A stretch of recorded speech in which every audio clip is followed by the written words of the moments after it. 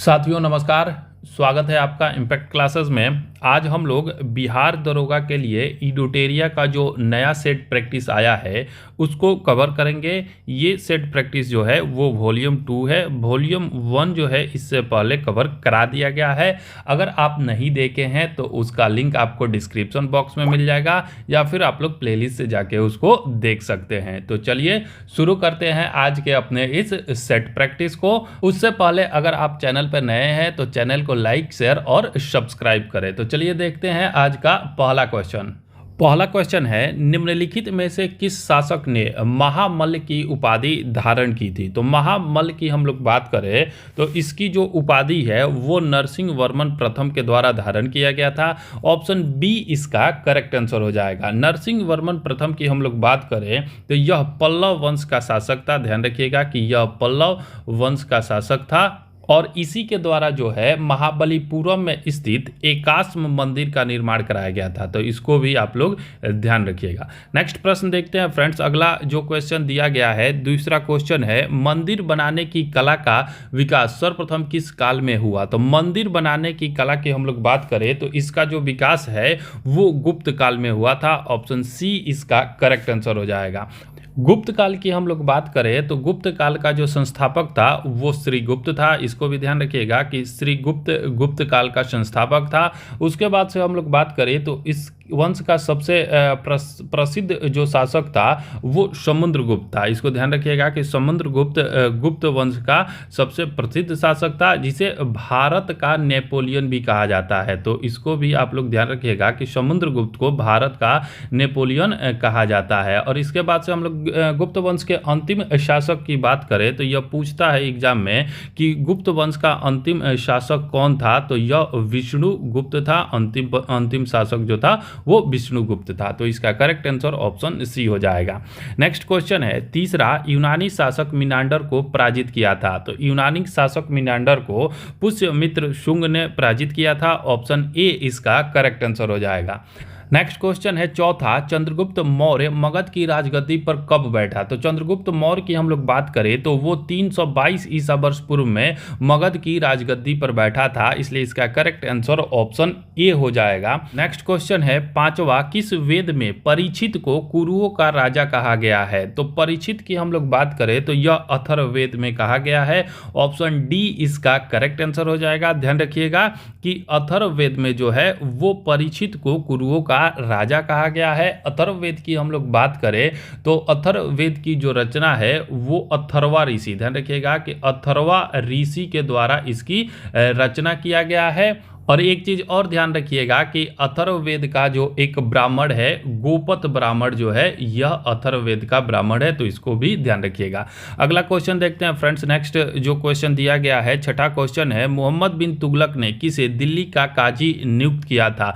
तो दिल्ली की काजी की हम लोग बात करें तो मोहम्मद बिन तुगलक ने इब्ने बतूता को दिल्ली का काजी नियुक्त किया था। ऑप्शन बी इसका करेक्ट आंसर हो जाएगा। इब्ने बतूता जो था वो मोरक्को का यात्री था। इसको ध्यान रखिएगा कि यह मोरक्को का यात्री था और यह मोहम्मद बिन तुगलक के समय में भारत की यात्रा करता है और उसी समय जो है इसने उसे दिल्ली का काजी नियुक्त किया। और इसके द्वारा एक पुस्तक लिखा गया है, उसको ध्यान रखिएगा, बार बार एग्जाम में पूछा जाता है। रेहला जो है वो इब्ने बतूता की पुस्तक है और इसका करेक्ट आंसर ऑप्शन बी हो जाएगा। अगला क्वेश्चन देखते हैं फ्रेंड्स। नेक्स्ट क्वेश्चन दिया गया है सातवां क्वेश्चन है, दिए गए प्रश्न में कौन सही सुमेलित नहीं है। गलत सुमेलित पूछ रहा है। एक तरफ विभाग दिया है और दूसरे तरफ शासक दिया है। ऑप्शन ए में दीवाने खैरात का पूछ रहा है। तो दीवाने खैरात की हम लोग बात करें तो यह जो था वो फिरोज शाह तुगलक के द्वारा स्थापित किया गया था। यह बिल्कुल सही है।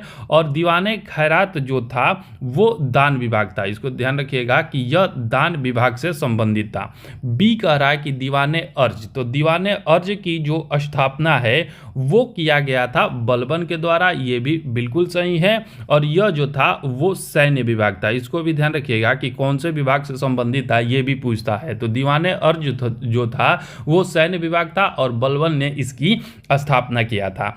नेक्स्ट तीसरा दिया गया है दीवान ए कोही, मोहम्मद बिन तुगलक, तो ये भी बिल्कुल सही है। दीवान ए कोही जो था वो कृषि से संबंधित विभाग था और इसकी स्थापना मोहम्मद बिन तुगलक के द्वारा किया गया था। नेक्स्ट कह रहा है डी कि दीवाने मुस्तखराज। तो दीवाने मुस्तखराज की हम लोग बात करें तो यह जो था वित्त विभाग से संबंधित था। इसको ध्यान रखिएगा कि वित्त विभाग से यह संबंधित था और फिरोज शाह तुगलक के द्वारा इसको स्थापित नहीं किया गया था। इसकी जो स्थापना है अलाउद्दीन खिलजी के द्वारा किया गया था। तो इसको ध्यान रखिएगा कि अलाउद्दीन खिलजी के द्वारा इसकी स्थापना किया गया था।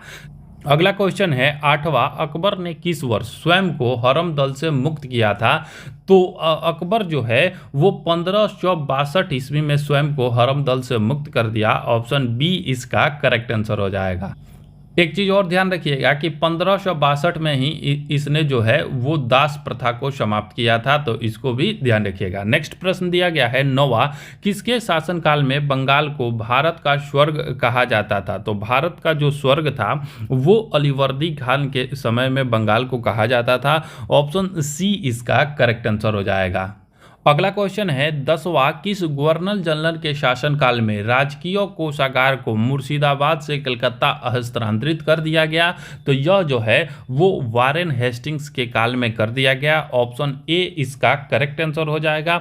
वारेन हेस्टिंग्स की कार्यकाल की हम लोग बात करें तो यह 1774 से 1785 ईस्वी तक इसका कार्यकाल था और इसी के समय में जो है वो राजकीय कोषागार को मुर्शिदाबाद से कलकत्ता हस्तांतरित कर दिया गया। तो इसका करेक्ट आंसर ऑप्शन ए हो जाएगा। नेक्स्ट क्वेश्चन देखते हैं फ्रेंड्स। अगला जो क्वेश्चन दिया गया है 11 नंबर, बंगाल विभाजन प्रभावी या लागू हुआ था? तो बंगाल विभाजन जो है वो 16 अक्टूबर 1905 को लागू हुआ। ऑप्शन सी इसका करेक्ट आंसर हो जाएगा। बंगाल विभाजन की हम लोग बात करें तो इसकी जो घोषणा है वो 19 जुलाई को किया गया था और लागू ये हुआ था 16 अक्टूबर 1905 को। और उस समय जो वायसराय था वो लॉर्ड कर्जन था। तो इसको भी आप लोग ध्यान में रखिएगा। इसका करेक्ट आंसर ऑप्शन सी हो जाएगा। अगला प्रश्न देखते हैं फ्रेंड्स। नेक्स्ट क्वेश्चन दिया गया है 12 नंबर, भूमिज विद्रोह का संबंध किस राज्य से है?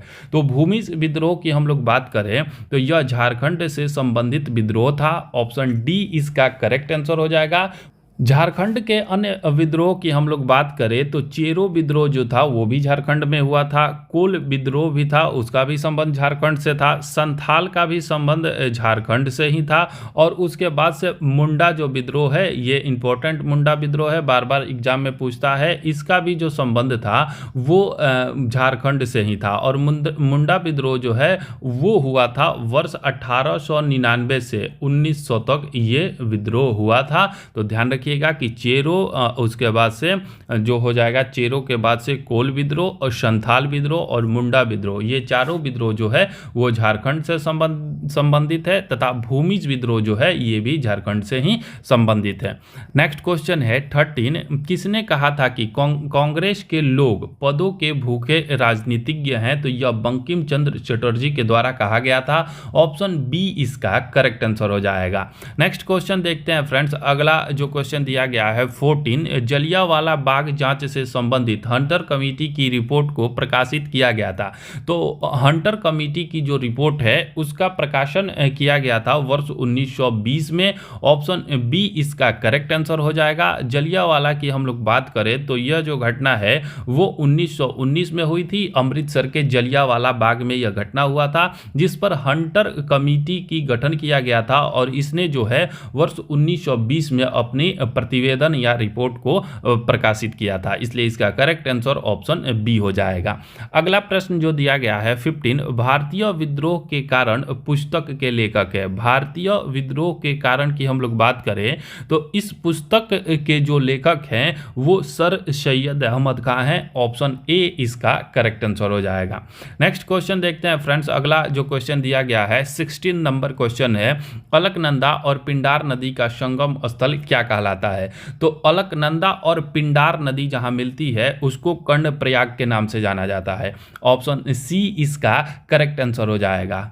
वहीं हम लोग रुद्रप्रयाग की बात करें तो रुद्रप्रयाग जो है वो अलकनंदा और मंदाकिनी, ध्यान रखिएगा कि मंदाकिनी नदी जो मिलती है उसे रुद्रप्रयाग के नाम से जाना जाता है, और उसके बाद से अलकनंदा और भागीरथी जहां मिलती है उसे देवप्रयाग के नाम से जाना जाता है, तो इसको भी ध्यान रखिएगा। नेक्स्ट क्वेश्चन है 17, किस प्रकार की मिट्टी में कार्बनिक पदार्थ की बहुलता होती है? तो काली मिट्टी, इसका करेक्ट आंसर हो जाएगा काली मिट्टी में जो है वो कार्बनिक पदार्थ की बहुलता होती है, ऑप्शन बी इसका करेक्ट आंसर हो जाएगा। अगला क्वेश्चन देखते हैं फ्रेंड्स। नेक्स्ट जो क्वेश्चन दिया गया है 18 नंबर क्वेश्चन है, दक्षिणी अंडमान एवं लघु अंडमान को जोड़ती है, तो दक्षिण अंडमान और लघु अंडमान को दक्कन पास जोड़ता है, ऑप्शन सी इसका करेक्ट आंसर हो जाएगा। नेक्स्ट क्वेश्चन देखते हैं 19 नंबर, नंदा देवी एवं नंगा पर्वत किस हिमालय के भाग हैं? इंपॉर्टेंट क्वेश्चन है, ध्यान रखिएगा। नंदा देवी और नंगा पर्वत की हम लोग बात करें तो यह हिमाद्री के भाग हैं, ऑप्शन बी इसका करेक्ट आंसर हो जाएगा। हिमाद्री को ही ध्यान रखिएगा कि बृहद हिमालय के नाम से जाना जाता है, इसको बृहद हिमालय भी कहा जाता है, तो इसको ध्यान रखिएगा। और ये जो है नंदा देवी और नंगा पर्वत ये दोनों हिमाद्री के भाग हैं। और बृहद हिमालय की हम लोग बात करें तो इसमें जो औसत ऊंचाई की चोटियां होती है वो लगभग 6000 मीटर के आसपास इसकी औसत ऊंचाई है, तो ऑप्शन बी इसका करेक्ट आंसर हो जाएगा। नेक्स्ट क्वेश्चन है 20, म्यांमार के साथ कितने भारतीय राज्य की सीमा लगती है? तो म्यांमार की हम लोग बात करें तो म्यांमार के साथ भारत के 4 राज्यों की सीमा लगती है, ऑप्शन बी इसका करेक्ट आंसर हो जाएगा। सबसे पहले म्यांमार से बात करें तो अरुणाचल प्रदेश की सीमा लगती है, दूसरे नंबर पर जो है वो मिजोरम की सीमा लगती है, तो इसको ध्यान रखिएगा मिजोरम। तीसरा जो राज्य है वो नागालैंड है, नागालैंड की भी सीमा जो है वो म्यांमार से लगती है। चौथे नंबर की हम लोग बात करें तो यह मणिपुर है। ये चारों राज्य जो है आपको ध्यान में रखने हैं, अरुणाचल प्रदेश, मिजोरम, नागालैंड और मणिपुर, 4 राज्य की सीमा जो है वो म्यांमार के साथ सीमा साझा करती है, तो ऑप्शन बी इसका करेक्ट आंसर हो जाएगा। नेक्स्ट क्वेश्चन है 21, काराकुम रेगिस्तान स्थित है? तो काराकुम रेगिस्तान की हम लोग बात करें तो यह तुर्कमेनिस्तान में स्थित है, ऑप्शन ए इसका करेक्ट आंसर हो जाएगा। काराकुम रेगिस्तान की हम लोग क्षेत्रफल की बात करें तो यह 2.70 लाख वर्ग किलोमीटर में यह फैला हुआ है, तो इसको भी आप लोग ध्यान रखिएगा। अगला क्वेश्चन है 22, निम्नलिखित में से कौन सा झील रूस में स्थित नहीं है? तो रूस में स्थित झील की हम लोग बात करें तो ओनेगा झील रूस में है, लाडोगा झील रूस में है, वैकाल झील भी रूस में है, लेकिन विनिपेग झील जो है यह रूस में स्थित नहीं है, यह जो है वो कनाडा में स्थित है, तो इसको ध्यान रखिएगा विनिपेग झील कनाडा में स्थित है, इसलिए इसका करेक्ट आंसर ऑप्शन डी हो जाएगा। अगला क्वेश्चन देखते हैं फ्रेंड्स। नेक्स्ट जो क्वेश्चन दिया गया है 23, दिए गए विकल्पों में से कौन सा देश भू आवेष्टित देश नहीं है? तो भू आवेष्टित देश की हम लोग बात करें तो वैसे देश जिनकी सीमा किसी सागर या महासागर से नहीं लगती है, कोई जलीय सीमा उसकी नहीं होती है, तो उसे भू आवेष्टित देश कहते हैं। तो भू आवेष्टित देश जो है वो पलाऊ जो है यह भू आवेष्टित देश नहीं है, ऑप्शन बी इसका करेक्ट आंसर हो जाएगा। नेक्स्ट क्वेश्चन है 24, पंबा सिंचाई परियोजना किस राज्य में स्थित है? तो पंबा सिंचाई परियोजना जो है वो स्थित है केरल में, ऑप्शन सी इसका करेक्ट आंसर हो जाएगा। जबकि एक चीज और ध्यान रखिएगा कि महाराष्ट्र में एक सिंचाई परियोजना है जिसका नाम है गिरना सिंचाई परियोजना, यह बार बार एग्जाम में पूछा जाता है। तो पंबा सिंचाई परियोजना जो है वो केरल में है और गिरना सिंचाई परियोजना महाराष्ट्र में है, इसलिए इसका करेक्ट आंसर ऑप्शन सी हो जाएगा। नेक्स्ट क्वेश्चन देखते हैं फ्रेंड्स। अगला जो क्वेश्चन दिया गया है 25, बिहार के किस क्षेत्र में सबसे अधिक गन्ना उत्पादित होता है? तो बिहार के जो उत्तर पश्चिमी का क्षेत्र है उसमें सर्वाधिक गन्ना का उत्पादन किया जाता है, ऑप्शन सी इसका करेक्ट आंसर हो जाएगा। और इस क्षेत्र के अंतर्गत हम लोग बात करें तो पूर्वी चंपारण इसमें आते हैं और उसके बाद से पूर्वी चंपारण, सिवान और गोपालगंज के क्षेत्र इसके अंतर्गत आते हैं, और सर्वाधिक गन्ना बिहार में जो है इन्हीं क्षेत्रों में उपजाया जाता है, तो इसको ध्यान रखिएगा कि गोपालगंज, सिवान और पूर्वी चंपारण में बिहार में सर्वाधिक गन्ना का उत्पादन किया जाता है, ऑप्शन सी इसका करेक्ट आंसर हो जाएगा। नेक्स्ट क्वेश्चन है 26, रेखी समिति का संबंध किस कर से है? तो रेखी समिति की हम लोग बात करें तो यह जो है अप्रत्यक्ष कर से संबंधित समिति है, ऑप्शन बी इसका करेक्ट आंसर हो जाएगा। अगला क्वेश्चन देखते हैं फ्रेंड्स। नेक्स्ट जो क्वेश्चन दिया गया है 27, भारत सरकार की कौन सी योजना या परियोजना वर्ष 2015 में शुरू नहीं किया गया था। तो वर्ष 2015 में जो है हम लोग देखें तो प्रधानमंत्री कौशल विकास योजना जो है इसकी शुरुआत जो है वो मई 2015 में किया गया था। तो यह तो 2015 में हो गया। सागरमाला परियोजना की हम लोग बात करें तो ये जो है वो मार्च 2015 में इसकी शुरुआत किया गया था। सुकन्या समृद्धि योजना की हम लोग बात करें तो यह जनवरी 2015 में इसकी शुरुआत किया गया था। उसके बाद से भारत माला परियोजना की हम लोग बात करें तो यह जो है अक्टूबर 2017 में इसकी शुरुआत किया गया था। इसलिए इसका करेक्ट आंसर ऑप्शन डी हो जाएगा। नेक्स्ट क्वेश्चन देखते हैं फ्रेंड्स। अगला जो क्वेश्चन दिया गया है 28, किस पंचवर्षीय योजना के अंतर्गत राउरकेला इस्पात संयंत्र को स्थापित किया गया था। इंपॉर्टेंट क्वेश्चन है, बार बार एग्जाम में पूछा जाता है। तो यह जो है दूसरी पंचवर्षीय योजना के तहत किया गया था। ऑप्शन ए इसका करेक्ट आंसर हो जाएगा। द्वितीय पंचवर्षीय योजना के काल की हम लोग बात करें तो यह वर्ष 1956 से 61 तक इसका कार्यकाल था और इसी में जो है राउरकेला इस्पात संयंत्र की स्थापना किया गया था। नेक्स्ट क्वेश्चन है 29, अर्थव्यवस्था के दृष्टिकोण से शिक्षा किस क्षेत्र के अंतर्गत आता है। तो अर्थव्यवस्था के दृष्टिकोण से हम लोग बात करें तो शिक्षा जो है वो तृतीयक क्षेत्र के अंतर्गत आता है। ऑप्शन सी इसका करेक्ट आंसर हो जाएगा। अगला क्वेश्चन देखते हैं फ्रेंड्स। नेक्स्ट जो क्वेश्चन दिया गया है 30, आरबीआई द्वारा कमर्शियल बैंकों से जिस दर पर नगद राशि प्राप्त की जाती है उसे क्या कहा जाता है। तो उसे जो है रिवर्स रेपो रेट कहा जाता है। ऑप्शन बी इसका करेक्ट आंसर हो जाएगा। नेक्स्ट क्वेश्चन देखते हैं 31, संविधान के किस अनुसूची में कर एवं शुल्क लगाने का प्रावधान किया गया है। तो कर एवं शुल्क की बात हम लोग करें तो यह 7वीं अनुसूची में किया गया है। ऑप्शन सी इसका करेक्ट आंसर हो जाएगा। नेक्स्ट क्वेश्चन है 32, भारतीय संविधान के अंतर्गत लोकतंत्र के आदर्शों को हम कहाँ देखते हैं। तो लोकतंत्र के आदर्शों की हम लोग बात करें तो यह भारतीय संविधान के प्रस्तावना में दिखाई देता है। ऑप्शन ए इसका करेक्ट आंसर हो जाएगा। अगला क्वेश्चन देखते हैं फ्रेंड्स। नेक्स्ट जो क्वेश्चन दिया गया है 33, किस मौलिक अधिकार का लक्ष्य सामाजिक भेदभाव का उन्मूलन करना है। तो वो जो है वो समानता का अधिकार, समानता के अधिकार के माध्यम से सामाजिक भेदभाव का उन्मूलन करना है। तो इसका करेक्ट आंसर ऑप्शन बी हो जाएगा। और समानता के अधिकार की हम लोग बात करें तो यह अनुच्छेद 14 से 18 के मध्य इसका वर्णन किया गया है। ऑप्शन बी इसका करेक्ट आंसर हो जाएगा। अगला क्वेश्चन देखते हैं फ्रेंड्स। नेक्स्ट जो क्वेश्चन दिया गया है 34, किस संशोधन के तहत राष्ट्रपति को कोई भी मामला मंत्रिपरिषद द्वारा पुनर्विचार किए जाने के लिए वापस भेजने का अधिकार प्रदत्त किया गया है। तो यह जो है वो 44वें संविधान संशोधन के द्वारा किया गया है। ऑप्शन बी इसका करेक्ट आंसर हो जाएगा। 44वें संविधान संशोधन वर्ष 1978 के द्वारा जो है वो राष्ट्रपति के पास कोई भी मामला मंत्रिपरिषद द्वारा पुनर्विचार के लिए वापस भेजने का अधिकार प्रदत्त करती है। तो ऑप्शन बी इसका करेक्ट आंसर हो जाएगा। नेक्स्ट क्वेश्चन देखते हैं फ्रेंड्स। अगला जो क्वेश्चन दिया गया है 35, प्रथम स्पीकर कौन थे जिनके विरुद्ध लोकसभा में अविश्वास प्रस्ताव लाया गया था। तो यह जो थे जीवी मावलंकर थे, इन्हीं के विरुद्ध जो है अविश्वास प्रस्ताव लाया गया था। ऑप्शन बी इसका करेक्ट आंसर हो जाएगा। और ये जो थे वो 1954 में इनके विरुद्ध जो है वो अविश्वास प्रस्ताव लाया गया था। ऑप्शन बी इसका करेक्ट आंसर हो जाएगा। नेक्स्ट क्वेश्चन है 36, सूचना के अधिकार अधिनियम को राष्ट्रपति द्वारा कब स्वीकृति प्रदान किया गया।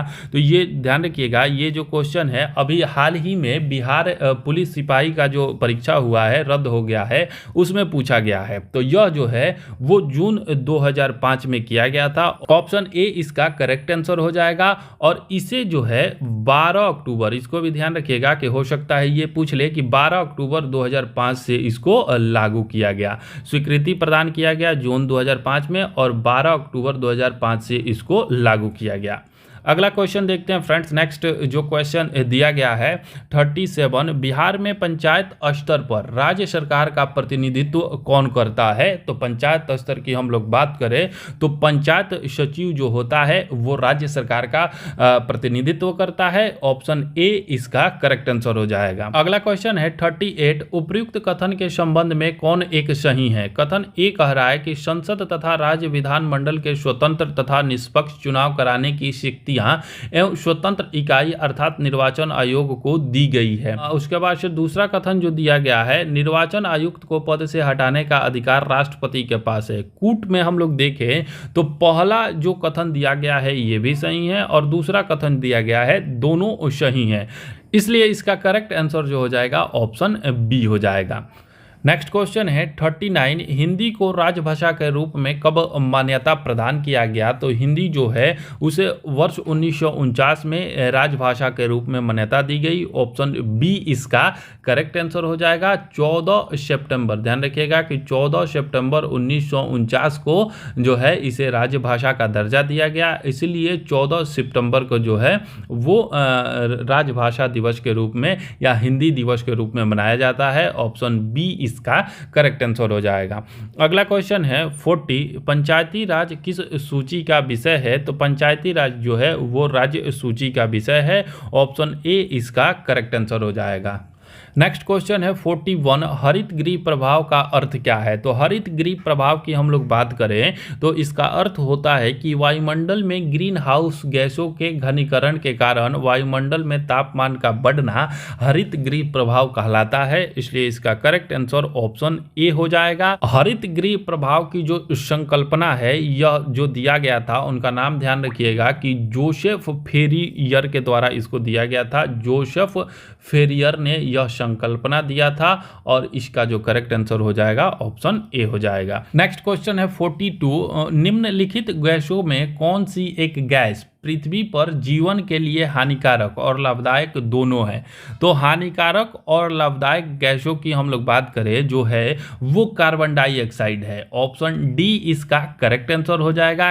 नेक्स्ट क्वेश्चन देखते हैं फ्रेंड्स। अगला जो क्वेश्चन दिया गया है 43, कार्टाजेना प्रोटोकॉल का संबंध किससे है? तो कार्टाजेना प्रोटोकॉल की हम लोग बात करें तो यह जैव सुरक्षा से संबंधित प्रोटोकॉल है। ऑप्शन सी इसका करेक्ट आंसर हो जाएगा और यह जो है वो 2000 में इसे स्वीकार किया गया था। वर्ष 2000 में इसे स्वीकार किया गया।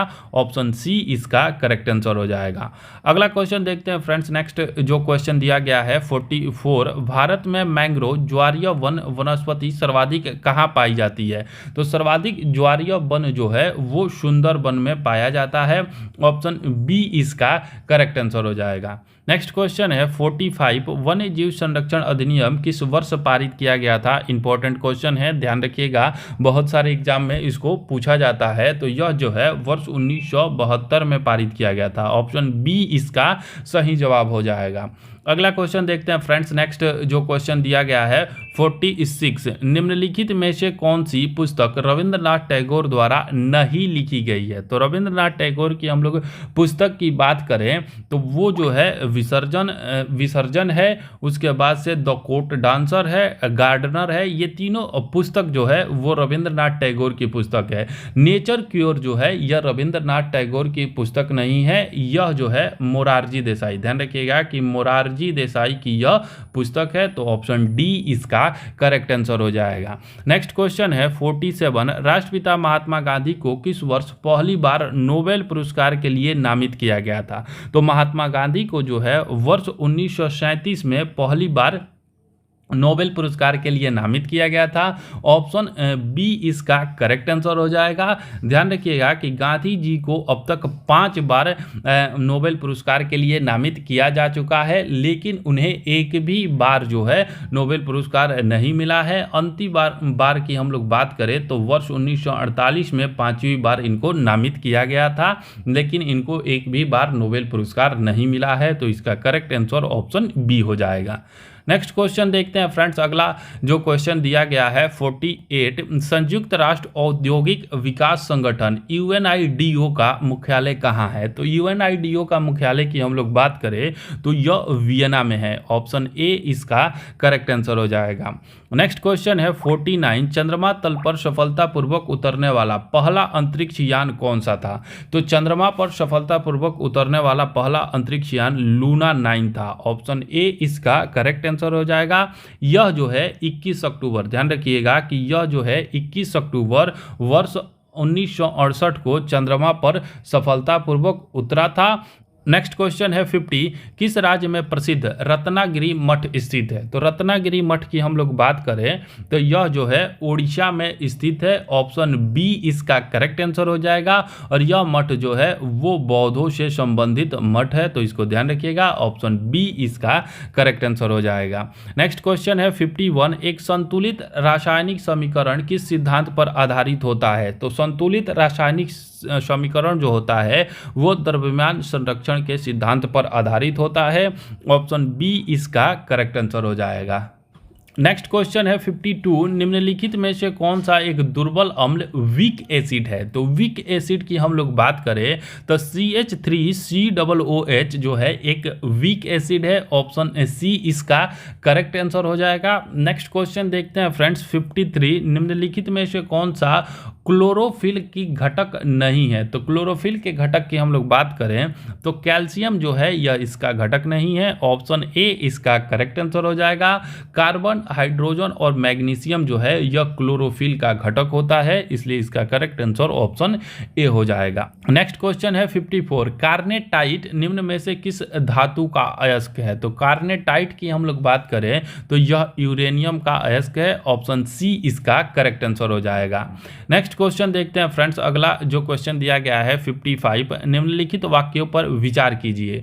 एक कह रहा है कि क्लोरीन एवं ब्रोमीन हैलोजन वर्ग के तत्व हैं, तो यह बिल्कुल सही है। क्लोरीन और ब्रोमीन जो है यह हैलोजन वर्ग के तत्व हैं। दूसरा कह रहा है कि गोल्ड तथा प्लेटिनम उत्कृष्ट धातु के उदाहरण है, तो ये भी बिल्कुल सही है। तीसरा कह रहा है कि लेड ऑक्साइड को लिथार्ज कहा जाता है, तो ये भी बिल्कुल सही है, इसलिए इसका करेक्ट आंसर ऑप्शन डी हो जाएगा। तीनों जो कथन दिया गया है 1, 2, 3 तीनों सत्य है। नेक्स्ट क्वेश्चन है 56, किसी विलयन में विलयन की कुल मात्रा तथा उसमें मिश्रित विलय की कुल मात्रा का अनुपात क्या कहलाता है? तो यह जो है वो विलयन की सांद्रता कहलाता है। ऑप्शन सी इसका करेक्ट आंसर हो जाएगा। नेक्स्ट क्वेश्चन देखते हैं फ्रेंड्स। अगला जो क्वेश्चन दिया गया है 57, निम्नलिखित में से किसे लकड़ी के एल्कोहल के रूप में जाना जाता है? तो लकड़ी का एल्कोहल जो है वो कहा जाता है मेथिल एल्कोहल को। ऑप्शन ए इसका करेक्ट आंसर हो जाएगा। ध्यान रखिएगा, इंपॉर्टेंट क्वेश्चन है। लकड़ी के एल्कोहल को जो है वो मेथिल एल्कोहल कहा जाता है। ऑप्शन ए इसका करेक्ट आंसर हो जाएगा।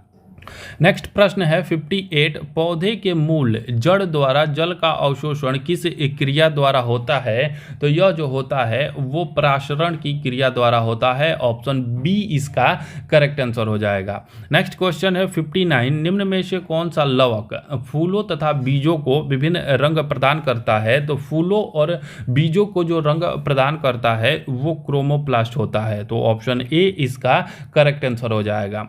नेक्स्ट क्वेश्चन देखते हैं फ्रेंड्स। अगला जो क्वेश्चन दिया गया है 60, निम्नलिखित में से कौन सा फ्लोएम का एक भाग नहीं है? फ्लोएम के भाग की हम लोग बात करें तो चालनी नलिकाएं, सहकोशिकाएं और वाष्प तंतु, ये तीनों जो है वो फ्लोएम के भाग होते हैं, लेकिन वाहिकाएं जो है यह फ्लोएम के भाग नहीं होते हैं, इसलिए इसका करेक्ट आंसर ऑप्शन डी हो जाएगा। नेक्स्ट क्वेश्चन है 61, जल संवहन नाल तंत्र वाटर वास्कुलर सिस्टम की उपस्थिति किस संघ के जंतुओं का लक्षण है?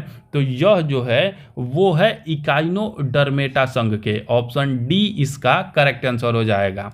अगला प्रश्न है 62, रक्त के थक्का बनने में मदद करता है? तो रक्त का जो थक्का है वो थ्रोम्बोसाइट के द्वारा बनता है। ऑप्शन ए इसका करेक्ट आंसर हो जाएगा।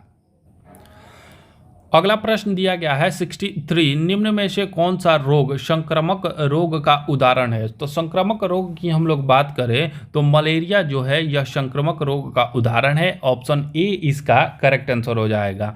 अगला प्रश्न है 64, भैंसों की उत्तम नस्ल मेहसाना और सुरती किस क्षेत्र में पाई जाती है। तो मेहसाना और सुरती की हम लोग बात करें तो यह जो है गुजरात के क्षेत्र में पाई जाती है। ऑप्शन सी इसका करेक्ट आंसर हो जाएगा। अगला प्रश्न देखते हैं फ्रेंड्स। नेक्स्ट जो क्वेश्चन दिया गया है 65, निम्नलिखित में से पौधे की वृद्धि को नियंत्रित करने वाला हार्मोन कौन सा है। इंपॉर्टेंट क्वेश्चन है, ध्यान रखिएगा कि पौधे की वृद्धि को जो नियंत्रित करता है वो हार्मोन है ऑक्सिन हार्मोन। ऑप्शन सी इसका करेक्ट आंसर हो जाएगा। नेक्स्ट क्वेश्चन है 66, पृथ्वी के ध्रुव पर जी का मान क्या होता है। तो जी का मान जो होता है पृथ्वी के ध्रुव पर वो सर्वाधिक मान होता है। ऑप्शन बी इसका करेक्ट आंसर हो जाएगा। अगला क्वेश्चन दिया गया है फ्रेंड्स 67, फोटोन कण की खोज किसके द्वारा किया गया था। तो फोटोन कण की हम लोग बात करें तो इसकी खोज आइंस्टाइन के द्वारा किया गया था। ऑप्शन सी इसका करेक्ट आंसर हो जाएगा।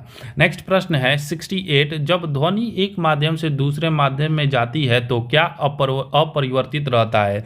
तो ध्वनि जब एक माध्यम से दूसरे माध्यम में जाएगी तो आवृत्ति जो है वो अपरिवर्तित रहता है। ऑप्शन ए इसका करेक्ट आंसर हो जाएगा। अगला क्वेश्चन देखते हैं फ्रेंड्स। नेक्स्ट जो क्वेश्चन दिया गया है 69, नाभिकीय रिएक्टर में किसका प्रयोग नियंत्रक छड़ के रूप में किया जाता है।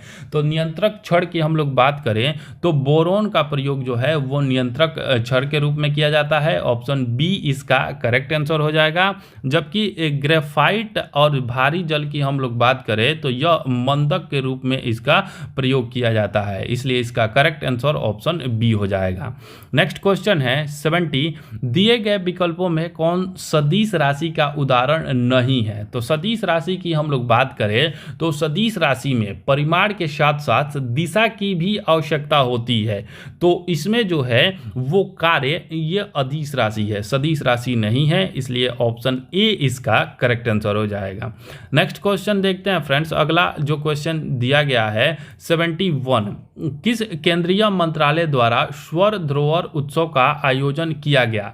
तो स्वर धरोहर उत्सव जो है इसका आयोजन सांस्कृतिक मंत्रालय के द्वारा किया गया। ऑप्शन सी इसका करेक्ट आंसर हो जाएगा। नेक्स्ट क्वेश्चन है 72, वर्ष 2022 के व्यास सम्मान के लिए किसे चुना गया है। तो व्यास सम्मान जो है वो डॉक्टर ज्ञान चतुर्वेदी को दिया गया है। ऑप्शन बी इसका करेक्ट आंसर हो जाएगा। वही वर्ष 2021 में पूछे तो यह जो है वो असगर वजाहत को 2021 का व्यास सम्मान से सम्मानित किया गया है। ज्ञान चतुर्वेदी की हम लोग बात करें तो यह व्यास सम्मान जो है उनके उपन्यास पागल खाना के लिए दिया गया है। तो इसको भी आप लोग ध्यान रखिएगा कि पागल खाना के लिए वर्ष 2022 के व्यास सम्मान से डॉक्टर ज्ञान चतुर्वेदी को सम्मानित किया गया है। ऑप्शन बी इसका करेक्ट आंसर हो जाएगा। नेक्स्ट क्वेश्चन है 73, सुपर कंप्यूटर परम शक्ति को कहाँ स्थापित किया गया है। तो सुपर कंप्यूटर परम शक्ति जो है इसे आईआईटी खड़गपुर में स्थापित किया गया है। ऑप्शन ए इसका करेक्ट आंसर हो जाएगा। वहीं हम लोग गुवाहाटी की बात करें तो गुवाहाटी आईआईटी गुवाहाटी में जो है वो परम कामरूप को स्थापित किया गया है। उसके बाद से रुड़की की हम लोग बात करें तो रुड़की में जो है वो परम गंगा को स्थापित किया गया है। उसके बाद से गांधीनगर आईआईटी गांधीनगर की हम लोग बात करें तो यहाँ जो है सुपर कंप्यूटर अनंत को स्थापित किया गया है। तो इन सबको आप लोग ध्यान रखिएगा, इसका करेक्ट आंसर ऑप्शन ए हो जाएगा। नेक्स्ट क्वेश्चन है 74, वर्ल्ड हैप्पीनेस रिपोर्ट 2023 के संबंध में कौन सा कथन सत्य है। तो आइए इसको देखते हैं। कथन एक कह रहा है कि इसमें भारत को 126वां स्थान प्राप्त हुआ है, तो यह बिल्कुल सही है। दूसरा कह रहा है कि फिनलैंड को शीर्ष स्थान प्राप्त हुआ है, तो ये भी बिल्कुल सही है। भारत जो है वो 126वें स्थान पर है और फिनलैंड जो है वो शीर्ष स्थान पर है। तीसरा कह रहा है कि डेनमार्क और आइसलैंड क्रमशः दूसरे और तीसरे पायदान पर हैं, तो ये भी बिल्कुल सही है। तो इसका करेक्ट आंसर जो हो जाएगा, तीनों कथन 1, 2 और 3 जो है वो सत्य है, इसलिए इसका करेक्ट आंसर हो जाएगा ऑप्शन डी 1, 2 और 3 तीनों जो है वो सत्य है। नेक्स्ट क्वेश्चन देखते हैं फ्रेंड्स। अगला जो क्वेश्चन दिया गया है 75, भारतीय सेना ने किस देश के साथ संयुक्त प्रशिक्षण अभ्यास साइक्लोन प्रथम का शुभारंभ किया है? तो साइक्लोन प्रथम जो है वो भारत और मिस्र के बीच, ऑप्शन ए इसका करेक्ट आंसर हो जाएगा।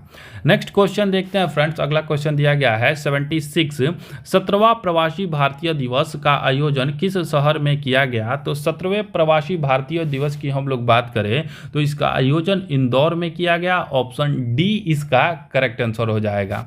नेक्स्ट क्वेश्चन देखते हैं फ्रेंड्स। अगला जो क्वेश्चन दिया गया है 77, पर्यटन को प्रोत्साहन देने के लिए कि अंतर्राष्ट्रीय पर्यटन प्रदर्शनी फितूर किस देश में आयोजित किया गया? तो फितूर जो है इसका आयोजन स्पेन में किया गया, ऑप्शन सी इसका करेक्ट आंसर हो जाएगा।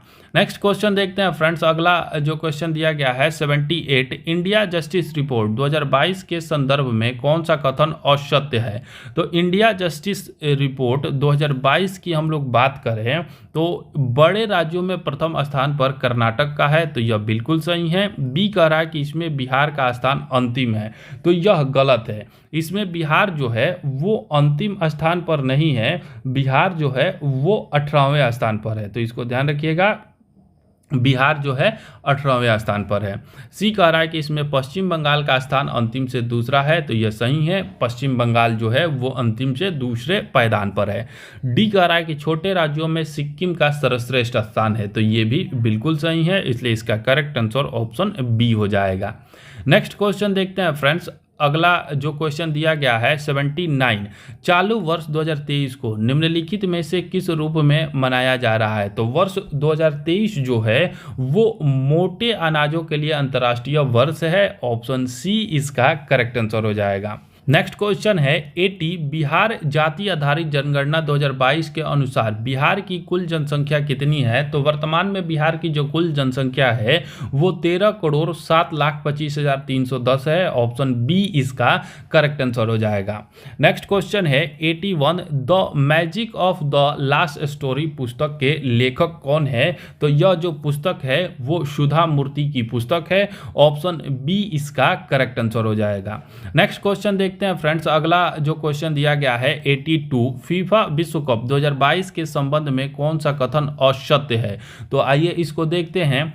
ऑप्शन ए कह रहा है कि गोल्डन बूट पुरस्कार किलियन एम्बाप्पे को दिया गया, बिल्कुल सही है। बी कह रहा है गोल्डन बॉल पुरस्कार लियोनेल मेसी को दिया गया है, तो ये भी बिल्कुल सही है। अगला कह रहा है सी कह रहा है कि अर्जेंटीना ने यह दूसरी बार खिताब जीता है, तो यह गलत है। अर्जेंटीना ने दूसरी बार नहीं तीसरी बार इसका खिताब जीता है। डी कह रहा है कि FIFA young player award Enzo Fernandez को दिया गया है, तो यह बिल्कुल सही है। तो इसमें असत्य कथन की हम लोग बात करें तो ऑप्शन सी इसका करेक्ट आंसर हो जाएगा।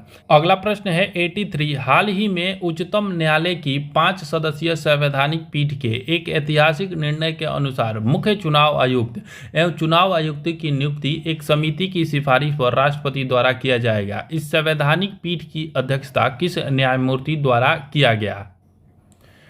तो इसका जो करेक्ट आंसर हो जाएगा वो हो जाएगा न्यायमूर्ति के.एम. जोसेफ के द्वारा किया गया, ऑप्शन ए इसका करेक्ट आंसर हो जाएगा। अगला क्वेश्चन है 84, निम्न में से कौन सा राज्य स्वयं का जलवायु परिवर्तन मिशन शुरू करने वाला देश का पहला राज्य बन गया है? तो यह जो राज्य है वो तमिलनाडु है। तमिलनाडु के द्वारा जो है वो स्वयं का जलवायु परिवर्तन मिशन शुरू किया गया है, तो ऑप्शन बी इसका करेक्ट आंसर हो जाएगा। नेक्स्ट क्वेश्चन देखते हैं फ्रेंड्स। अगला जो क्वेश्चन दिया गया है 85, हाल ही में न्यूजीलैंड के नए प्रधानमंत्री के रूप में किसे चुना गया है? तो न्यूजीलैंड के जो नए प्रधानमंत्री बने हैं वो क्रिस हिपकिंस बने हैं, ऑप्शन सी इसका करेक्ट आंसर हो जाएगा। अगला क्वेश्चन है 86, प्रित्जकर पुरस्कार 2023 किसने जीता है? तो प्रित्जकर पुरस्कार जो है वो डेविड एलन चिपरफील्ड को दिया गया है। ध्यान रखिएगा कि डेविड एलन चिपरफील्ड को प्रित्जकर पुरस्कार 2023 से सम्मानित किया गया है, ऑप्शन बी इसका करेक्ट आंसर हो जाएगा। नेक्स्ट क्वेश्चन देखते हैं फ्रेंड्स। अगला जो क्वेश्चन दिया गया है 87, भारतीय सेना के किस कैंट में पहला 3D प्रिंटेड घर का उद्घाटन किया गया है? तो यह जो है वो किया गया है अहमदाबाद कैंट में, ऑप्शन ए इसका करेक्ट आंसर हो जाएगा। अगला क्वेश्चन है 88, निम्न में से कौन सा सही सुमेलित है? एक तरफ उत्सव दिया गया है और दूसरे तरफ राज्य दिया गया है। ऑप्शन ए कह रहा है कि त्रिशूर पूरम उत्सव तमिलनाडु, तो यह गलत है। त्रिशूर पूरम उत्सव जो है वो केरल का उत्सव है। उसके बाद से दूसरा दिया गया है खार्ची उत्सव, तो खार्ची उत्सव की हम लोग बात करें तो यह मणिपुर का उत्सव नहीं है, यह जो है वो त्रिपुरा का उत्सव है। उसके बाद से हम लोग तीसरा देखें तुरग्या उत्सव, तो यह अरुणाचल प्रदेश का उत्सव है, बिल्कुल सही है। डी कह रहा है कि परशुराम कुंड महोत्सव, तो यह छत्तीसगढ़ दिया है, तो परशुराम कुंड महोत्सव जो है ये भी अरुणाचल प्रदेश का महोत्सव है, तो ऑप्शन सी इसका करेक्ट आंसर हो जाएगा। नेक्स्ट क्वेश्चन देखते हैं फ्रेंड्स। अगला जो क्वेश्चन दिया गया है 89, भारत सरकार ने कालाजार को पूरी तरह से समाप्त करने का लक्ष्य कब तक रखा है? तो कालाजार को पूरी तरह से समाप्त करने का लक्ष्य वर्ष 2023 तक रखा गया है। ऑप्शन ए इसका करेक्ट आंसर हो जाएगा। जबकि WHO को भी ध्यान रखिएगा कि WHO के द्वारा इसका जो लक्ष्य रखा गया है वर्ष 2030 तक रखा गया है, तो ऑप्शन ए इसका करेक्ट आंसर हो जाएगा। नेक्स्ट क्वेश्चन है 90, वर्तमान में भारतीय बीमा नियामक और विकास प्राधिकरण IRDA के अध्यक्ष कौन है? तो इसके जो अध्यक्ष है वो देवाशीष पांडा है। ऑप्शन बी इसका करेक्ट आंसर हो जाएगा। नेक्स्ट क्वेश्चन है 91, विश्व कैंसर दिवस 2023 की थीम क्या है? तो विश्व कैंसर दिवस की हम लोग बात करें तो यह 4 फरवरी को मनाया जाता है। इसको ध्यान रखिएगा कि यह हर साल 4 फरवरी को मनाया जाता है। इस वर्ष 2023 की इसकी थीम जो थी close the care gap, option A इसका करेक्ट आंसर हो जाएगा। नेक्स्ट क्वेश्चन है 92, अर्जुन पुरस्कार 2022 के विजेता सृजा अकुला का संबंध किस खेल से है? तो सृजा अकुला जो है वो टेबल टेनिस के खिलाड़ी है। ऑप्शन डी इसका करेक्ट आंसर हो जाएगा। नेक्स्ट क्वेश्चन है 93, 49th G7 शिखर सम्मेलन 2023 का आयोजन किस देश में किया जाएगा? तो 49वां G7 शिखर सम्मेलन जो है उसका आयोजन जापान में किया जाएगा। ऑप्शन बी इसका करेक्ट आंसर हो जाएगा। 48वां G7 शिखर सम्मेलन पूछे तो यह जर्मनी में किया गया था। इसको ध्यान रखिएगा, वर्ष 2022 में जर्मनी में इसको आयोजित किया गया था। इसके बाद से अगर 50वां का पूछे तो यह 2024 में किया जाएगा इटली में, तो इसको भी आप लोग ध्यान रखिएगा कि ये 2024 में इटली में किया जाएगा और 23 में जो है वो जापान में किया जाएगा। अगला क्वेश्चन है 94, वित्त वर्ष 2023-24 के लिए प्राथमिक घाटा का अनुमान लगाया गया है। तो वित्त वर्ष 23-24 की हम लोग बात करें तो प्राथमिक घाटा जो है वो लगभग 7,06,845 करोड़ का अनुमान लगाया गया है। ऑप्शन बी इसका करेक्ट आंसर हो जाएगा। नेक्स्ट क्वेश्चन देखते हैं फ्रेंड्स। अगला जो क्वेश्चन दिया गया है 95, आर्थिक समीक्षा के अनुसार अप्रैल से सितंबर 2022 तक भारत में सर्वाधिक FDI निवेश करने वाले देशों का सही क्रम कौन सा है? तो सर्वाधिक FDI की हम लोग बात करें तो सबसे पहले स्थान पर आता है सिंगापुर, उसके बाद मॉरिशस, तब UAE। ऑप्शन डी इसका करेक्ट आंसर हो जाएगा। नेक्स्ट क्वेश्चन देखते हैं फ्रेंड्स। आगे जो है यहाँ से मैथ्स के क्वेश्चन दिए गए हैं, तो मैं इसका आपको डायरेक्ट आंसर बता दे रहा हूँ, आप लोग मिला लीजिए। 96 का आंसर जो हो जाएगा वो हो जाएगा ऑप्शन ए 180। 97 का जो करेक्ट आंसर हो जाएगा वो हो जाएगा ऑप्शन बी 10। नेक्स्ट क्वेश्चन आगे हम लोग देखते हैं। अगला जो क्वेश्चन दिया गया है 98, तो 98 का करेक्ट आंसर हो जाएगा ऑप्शन सी। आगे हम लोग देखते हैं नेक्स्ट क्वेश्चन दिया गया है 99, 99 का जो करेक्ट आंसर हो जाएगा वो हो जाएगा 238, ऑप्शन बी। नेक्स्ट और आखिरी जो क्वेश्चन दिया गया है 100 नंबर क्वेश्चन, इसका जो करेक्ट आंसर हो जाएगा वो हो जाएगा ऑप्शन ए 6 तथा 8 इसका करेक्ट आंसर हो जाएगा। तो यहाँ जो है 100 क्वेश्चन जो है पहला सेट इडुटेरिया का समाप्त हुआ। वॉल्यूम 1 भी कंप्लीट करा दिया गया है। अगर आप नहीं देखे हैं तो उसका लिंक आपको डिस्क्रिप्शन बॉक्स में मिल जाएगा या फिर ऊपर आई बटन से आप लोग जाके उसको देख सकते हैं। तो साथ ही साथ हमारे चैनल पर BSSC और SI के लिए दोनों के लिए GS के 50 क्वेश्चन के इंपॉर्टेंट सीरीज डेली चलते हैं, तो उसको भी आप लोग देखिए जाइए। GS की अच्छी तैयारी वहां से हो जाएगी। चलिए धन्यवाद, thanks for watching this video, thank you. फिर मिलते हैं नेक्स्ट वीडियो में नेक्स्ट सेट के साथ।